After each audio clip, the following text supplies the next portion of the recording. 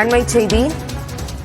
நடிகை நமிதாவை மீனாட்சி அம்மன் கோயிலில் இந்துவா என கேட்டார்கள் என அவர் புகார் எழுப்பியிருந்த நிலையில் தற்போது கோயில் தரப்பிலிருந்து அதற்கான விளக்கம் அளிக்கப்பட்டிருக்கிறது.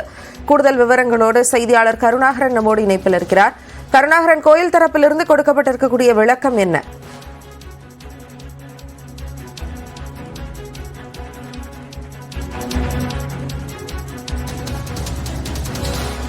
நடிகை நமிதா தன்னுடைய கணவரோடு மீனாட்சி அம்மன் கோவிலுக்கு வழிபட சென்ற போது அவரிடம் அங்கிருந்த காவல் அதிகாரி தங்கள் எந்த மதத்தை சார்ந்தவர், இந்துவா என கேள்வி கேட்டதாகவும் சாதியை குறித்து கேட்டதாகவும் புகார் எழுப்பியிருந்தார். இந்நிலையில் அது குறித்த விளக்கம் கோயில் தரப்பிலிருந்து கொடுக்கப்பட்டிருக்கிறது. கூடுதல் விவரங்களோடு செய்தியாளர் கருணாகரன் இணைப்பில் இருக்கிறார். கருணாகரன், கோயில் தரப்பு விளக்கம் என்ன?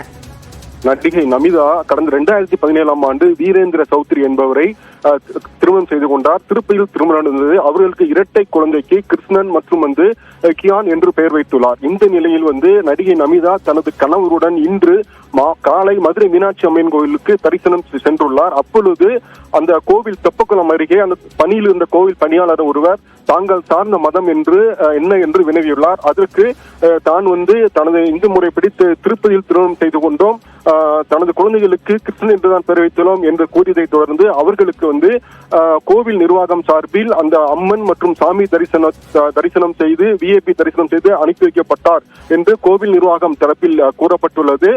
மேலும் மதுரை மீனாட்சி அம்மன் கோவிலில் அந்த கோவில் உள்புறத்தில் தெப்பக்குளத்திற்கு உள்ளே அதற்கு அப்பால் உள்ளே செல்வதற்கு இந்துக்கள் அல்லாதவர்களுக்கு அனுமதி இல்லை என்ற ஒரு போர்டு தற்பொழுது வைக்கப்பட்டுள்ளது. ஏதாவது பிரபலங்கள் இது போன்று கோவிலுக்கு வரும்பொழுது அங்குள்ள கோவில் பணியாளர்கள் இது போன்று அவர்கள் சார்ந்த மதத்தை கேட்பது வழக்கமான நடைமுறை என்று அந்த கோவில் தரப்பில் விளக்கம் அளிக்கப்பட்டுள்ளது. மேலும் இது போன்ற பிரபலங்கள் மற்றும் வெளிநாட்டினர் வரும்பொழுது சந்தேகம் இருப்பின் அந்த போன்ற ஒரு வினா எழுப்பப்படும்.